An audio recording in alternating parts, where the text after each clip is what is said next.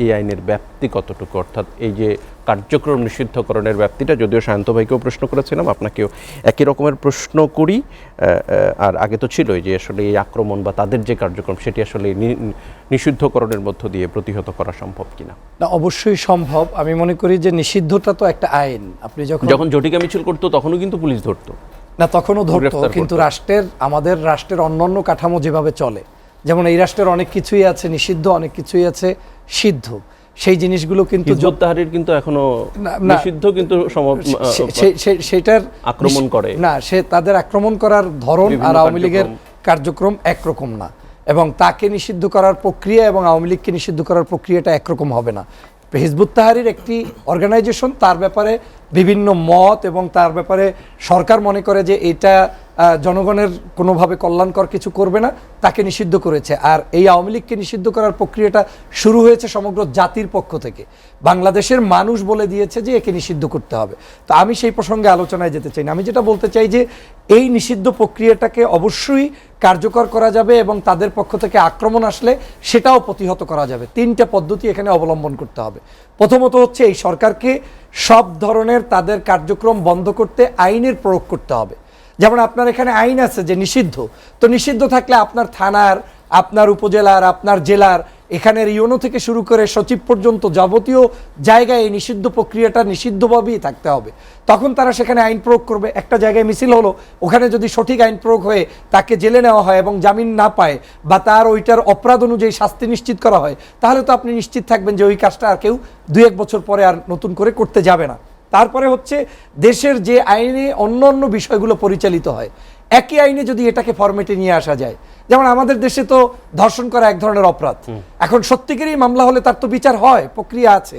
একজনকে খুন করলে অপরাধ, তাকে তো গ্রেপ্তার করা হয়, বিচার করা হয়। এরপরেও যে ঘটে না তা না, এটাকে বলে অ্যাক্সিডেন্ট, এটা হতেই পারে।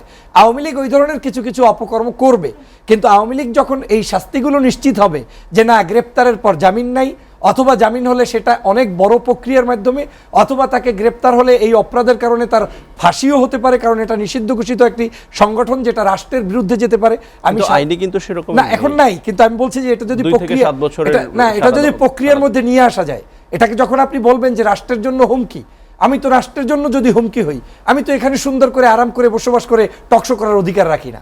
এখন আওয়ামী লীগকে আপনি রাষ্ট্রের জন্য হুমকি কিনা সেটা তো আপনি নিশ্চিত হয়েছেন 5 তারিখের আগেই। 2000 মানুষকে খুন করার পরে আপনি তাকে খুনি বলবেন না? এখনো 50,000 মানুষের হাত নাই, চক্ষু নাই, মুখ নাই, অঙ্গ প্রত্যঙ্গ নাই। কালকেও আমি একটা সম্ভবত এনসিপির কোনো একটা অনুষ্ঠানে শাহবাগে বক্তব্য দিতে গিয়ে দেখেছিলাম একজনের মুখ নাই। সেই মুখ যার নাই, আপনি দেখার পরে বলবেন যে এই মুখটা ধ্বংস করেছে সেই লোক এই দেশের কোনো সুফি আল্লাহওয়ালা মানুষ? তাহলে সবার আগে তো তাকে ধ্বংস করা উচিত। তো আমি মনে করি এই প্রক্রিয়াগুলো যদি তারা ব্যবস্থা করতে পারে, তাহলে দেখবেন যে সেখানে এক ধরনের আইনের বাস্তবায়ন হবে এবং তারা সেটা করতে পারবে না। আর একটা হচ্ছে বাংলাদেশের সমগ্র রাজনৈতিক দলকে ঐক্যমতে পৌঁছতে হবে। যেমন আমি একজন অপরাধীকে দেখলে আমি তাকে কোনো প্রশ্রয় দিব না। এখন যদি বিএনপির পাশে আওয়ামী লীগ নামক কোনো সংগঠনের নিষিদ্ধ ঘোষিত লোকের আনাগোনা থাকে, ওই লোকটা যদি তাকে ধরিয়ে দেয় তাহলে কিন্তু সহজ হয়ে যায় রাষ্ট্রের জন্য।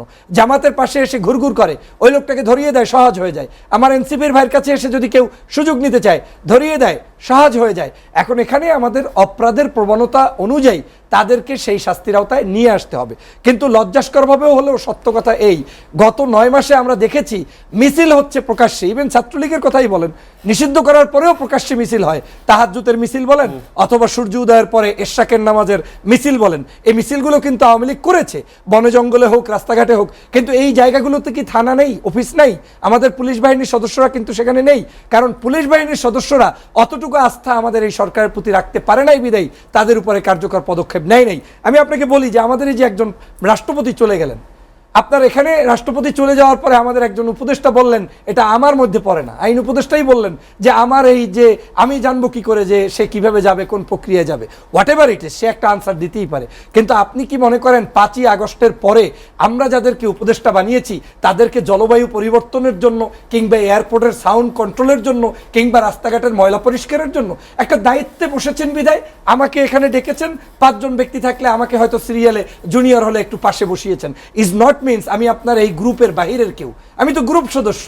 আজকের 5ই আগস্টের যে চেতনায় আপনাকে দেশটা দিয়ে দিয়েছি, আপনি তো কোনো মন্ত্রণালয়ের স্পেশাল দায়িত্ব নিয়ে ওটার উপরে কনসার্ন করে আর কোনো বিষয় খবর রাখবেন না, এটা হতে পারে না। এটা জাতির সাথে অবশ্যই প্রহসন বলে আমি মনে করি। সেই কারণে উপদেষ্টাদের কার্যক্রমগুলো আমার কাছে বেশ কয়েকদিন পর্যন্ত সন্দেহের নজরে তাকিয়েছি, এবং আমি মনে করি এই ধরনের কার্যক্রম চলার কারণেই আওয়ামী লীগ এ পর্যন্ত সাহস পেয়েছে এবং তাদেরকে নিষিদ্ধ করতে আবার একটি আন্দোলন করতে হয়েছে। 71-এর এরকমের আওয়ামী লীগ নিষিদ্ধের সাথে সাথে এরকম একটা বয়ানও এসছে, 71-এ যারা স্বাধীনতা বিরোধী ছিল তাদেরও অবস্থান স্পষ্ট করতে হবে বাংলাদেশের রাজনীতির। আমি স্পষ্ট করে বলতে পারি এটা আওয়ামী লীগের একটা ক্যাচাল।